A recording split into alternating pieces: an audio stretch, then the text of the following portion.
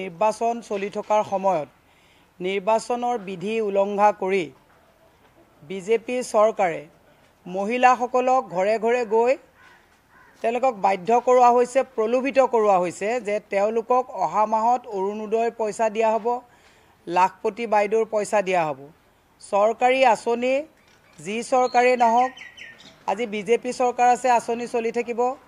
আকৌ কাইলৈ বেলেগ চৰকাৰ আহিলে আঁচনি চলি থাকিব। কিন্তু মহিলাসকলক ঘৰে ঘৰে তেওঁলোকৰ পৰা ডাটা লোৱা হৈছে, তাত আমাৰ ক'বলগীয়া কথা একো নাই। কিন্তু তেওঁলোকক ভয় আৰু ভীতিগ্ৰস্ত কৰোৱা হৈছে যে বিজেপিক যদি ভোট দিয়া নহয় আঁচনি কাটি দিয়া হ'ব। আৰু মহিলাসকলে আমাক গাঁৱত কৈছে, বাইদেউ আমি যদি ভোটটো বিজেপিক নিদিওঁ আমাৰ বোলে আঁচনিবিলাক কাটি দিব।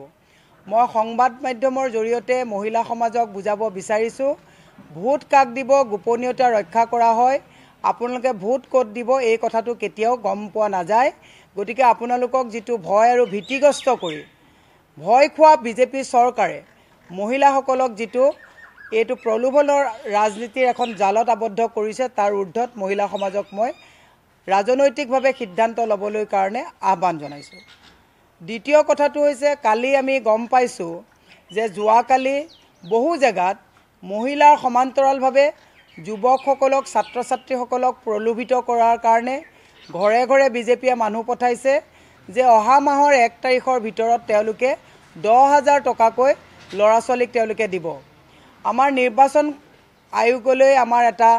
অনুৰোধ যে বিজেপিয়ে যিবিলাক কাম নীতিবহিৰ্ভূতভাৱে কৰি আছে, মুখ্যমন্ত্ৰীয়ে স্বয়ং নিজেই কৈছে যে অহা মাহৰ পৰা ছাত্ৰ ছাত্ৰীসকলক 10,000 টকাকৈ দিয়া হ'ব। এইটো প্ৰলোভনৰ ৰাজনীতি নহয় নেকি? সেইকাৰণে মই সকলোকে এটা কথা বিনম্ৰভাৱে আহ্বান জনাইছোঁ যে বিজেপিয়ে 10 বছৰত 2 কোটিকৈ চাকৰি দিম বুলি কৈ পেলাই 30 লাখ চৰকাৰী চাকৰি আজি তাৰিখত খালী হৈ আছে, তেওঁলোকে চাকৰি দিব নোৱাৰি পৰা। আজি তাৰিখত মহিলা সবলীকৰণৰ নামত কি কৰিব লাগিছিল? প্ৰথম মহিলাক পাকঘৰত কম দামত বস্তু দিব লাগিছিলে। কম দামত বস্তু দিয়াৰ পৰিৱৰ্তে 1200 টকীয়া আঁচনিত আবদ্ধ কৰি তাকো সকলোৱে আঁচনি পোৱা নাই, বাকী এফালে 1200 টকা দি বক্ৰ পথৰে তেওঁলোকে হাজাৰ হাজাৰ টকা পকেট জেপ কাটি লৈ গৈ আছে। এই কথাবিলাক আমি ৰাইজৰ জ্ঞাতাৰ্থে আমি জনাব বিচাৰিছোঁ যে যিবিলাক প্ৰলোভনৰ ৰাজনীতি কৰা হৈছে, কোনো আঁচনি দিম বুলি তেওঁলোকে বা ছাত্ৰ ছাত্ৰীক পইচা দিম বুলি যিবিলাক ভুৱা অপপ্ৰচাৰ চলাই আপোনালোকক ভোট আদায় কৰাৰ যিটো ষড়যন্ত্ৰত লিপ্ত হৈছে, সেইটো এটা ৰাজনৈতিকভাৱে সিদ্ধান্ত ল'বৰ কাৰণে সকলোকে আমি আহ্বান জনাইছোঁ। আৰু নিৰ্বাচন আয়োগকো এই কথাবিলাকত চোকা নজৰ ৰাখিবৰ কাৰণে আমি অনুৰোধ জনাইছোঁ। তৃতীয় চবতছে ডাঙৰ সমস্যাটো হৈছে BLOসকল ডিলিমিটেশ্যনৰ পিছত যিসকল BLOক এপইণ্ট কৰা হৈছে, বহু মানুহে আমাৰ হাজাৰ হাজাৰ মানুহক লগ পাইছোঁ, চবেই কৈছে যে বাইদেউ আমাৰ ডাঙৰ সমস্যাত পৰিছোঁ যে আমি কোনটো চেণ্টাৰত ভোট দিম। মই নিৰ্বাচন আয়োগক আজি আহ্বান জনাইছোঁ, BLOসকলক তাৎক্ষণিকভাৱে নতুন যি ভোটাৰ লিষ্ট আপোনালোকৰ ওলাইছে,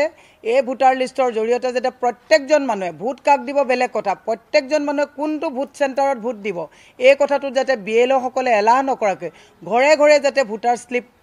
প্ৰেৰণ কৰে, তাৰ কাৰণে মই নিৰ্বাচন আয়োগক আহ্বান জনাইছোঁ। সেয়ে মই আজি সংবাদমেলখন আয়োজন কৰাৰ বিশেষ দীঘলীয়া মোৰ আজি কথা নাই। এটাই কথা কৈছোঁ, যিটো মহিলাসকলক ভোট কক দিব বুলি শপত গ্ৰহণ কৰোৱা হৈছে, স্বাধীনতাৰ পিছত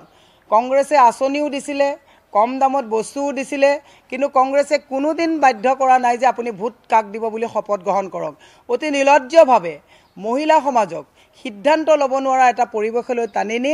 আজি গাঁৱে গাঁৱে মহিলাসকলক তেওঁলোকে ভোট কাক দিব বুলি শপত গ্ৰহণ কৰাৰ কাৰ্যক আমি গৰিহণা দিছোঁ। ভোট কাক দিব নিজৰ সিদ্ধান্ত, যাতে বিজেপিয়ে যাতে এনেকুৱা ধৰণৰ মহিলা সমাজক তেওঁলোকে যাতে এনেকুৱা ধৰণৰ এটা পাকচক্ৰত আৰু ভীতিগ্ৰস্ত কৰি পেলাই যাতে তেওঁলোকে ভোট আদায়ৰ যাতে নিকৃষ্ট কৌশল নলয়, তাৰ কাৰণে মই ইলেকশ্যন কমিশ্যনকো এটা কথা ক'ব বিচাৰিছোঁ যে আমি বহুত প্ৰমাণ পাইছোঁ, বহু ফটো পঠাইছোঁ, কিন্তু আমি যদি কিবা কমপ্লেইন দিওঁ, কমপ্লেইনবিলাকত অগ্ৰাহ্য কৰাই হৈছে নে কি হৈছে নাজানো, কিন্তু বিজেপিক তেওঁলোকে নাকি লগোৱাটো ইলেকশ্যন কমিশ্যনৰ এইটো এটা দায়িত্ব। গতিকে যাতে স্বচ্ছ আৰু নিকা নিৰ্বাচন অনুষ্ঠিত হয়, তাৰ কাৰণে মই ইলেকশ্যন কমিশ্যনক আমি আহ্বান জনাইছোঁ। আৰু বিজেপিক এনেধৰণৰ যাতে অপপ্ৰচাৰত ভীতিগ্ৰস্ত কৰি মহিলা সমাজ আৰু যুৱ সমাজক যাতে কোনো ধৰণে প্ৰৰোচিত নকৰে, তাৰ কাৰণে আমি আহ্বান জনাইছোঁ। এই আজি সংবাদমেলৰ মূল উদ্দেশ্য আছিলে না যিটো তেওঁলোকে জৰীপ কৰিছোঁ বুলি যিখন ফৰ্মত তেওঁলোকে নম্বৰ লৈছে সেই নম্বৰটোত ফোন যায় ফোন গৈ পেলাই তেওঁলোকে কয় যে আপোনালোকে যদি ভোটটো আমাক বিজেপিক নিদিয়ে তেতিয়াহ'লে আপোনালোকৰ আঁচনি কাটি দিয়া যাব আপোনালোকেতো দেখিছে মন্ত্ৰীয়ে কৰিমগঞ্জত গৈ পেলাই কৈছে যে ভোট যদি বিজেপিক নিদিয়ে বুলডোজাৰ লগোৱা হ'ব মৰিগাঁৱত কোনোবাই গৈ পেলাই কৈছে ভোট যদি বিজেপিক নিদিয়ে কাণ কাটি দিয়া হ'ব স্বাধীনতাৰ পিছত এনে ভীতিগ্ৰস্ত পৰিৱেশ আমি কেতিয়াও দেখা নাই ভয় আৰু ভীতিগ্ৰস্তৰে যদি বিজেপিয়ে যদি ইমান ভাল কাম কৰিছে তেতিয়াহ'লে বুলডোজাৰ লগাম বুলি ভয় খোৱা হৈছে মহিলাসকলক শপত গ্ৰহণ কৰোৱা হৈছে বিজেপিক ভোট দিব বুলি কাণ কাটি দিম বুলি কোৱা হৈছে আঁচনি বন্ধ কৰিম বুলি কোৱা হৈছে ইয়ে প্ৰমাণ কৰে যে বিজেপিয়ে যোৱা 10 বছৰত বিজেপি কেন্দ্ৰীয় চৰকাৰে বা বৰ্তমানৰ যিখন চৰকাৰ চলি আছে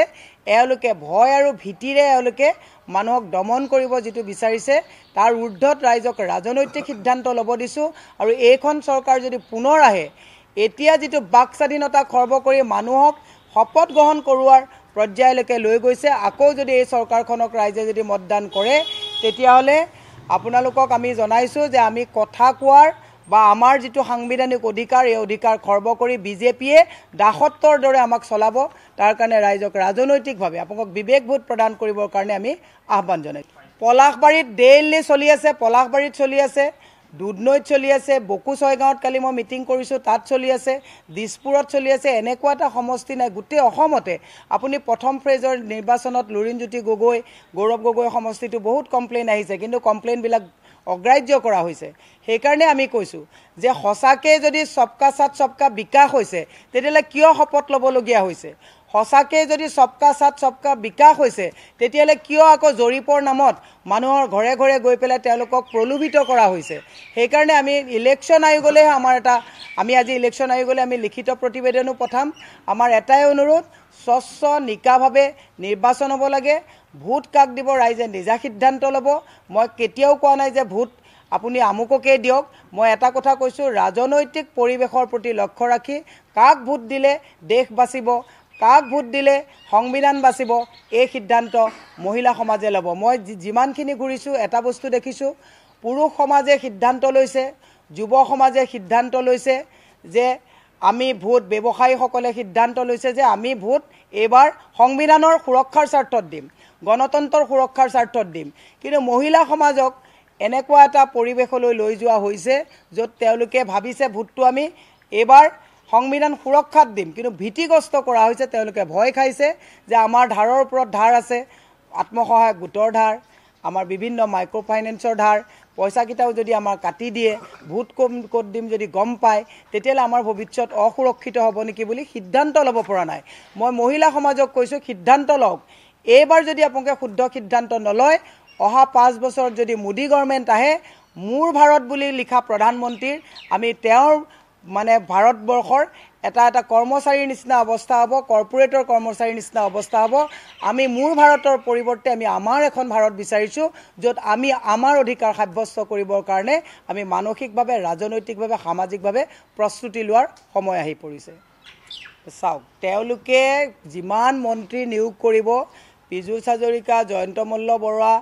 বৰুৱা যিমান উজনিত গ'ল সিমান গৌৰৱ গগৈ ফেভাৰ হ'ল কাৰণ তেওঁলোকক মানুহে আজি তাৰিখত সহ্য নকৰে গুৰু গোসাঁই নামানা অহংকাৰী যিসকল মানুহ ৰাইজৰ আঁচনিৰ টকাৰে পৰ্বতসমূহ সম্পত্তি কৰা এই অহংকাৰী নেতাসকল যিমান গুৱাহাটীত নামিব সিমান আমাৰ কাৰণে প্লাছ হ'ব মইতো আহ্বান জনাইছোঁ 4জন নহয় 6জনকে দিয়ক কাম কৰিব নোৱাৰা কেৱল ভীতিগ্ৰস্ত কৰা অহংকাৰী নেতাসকল যিমান নামিব সিমান ৰাইজে আমাক সহায় কৰিব সেইটোৱে মোৰ বিশ্বাস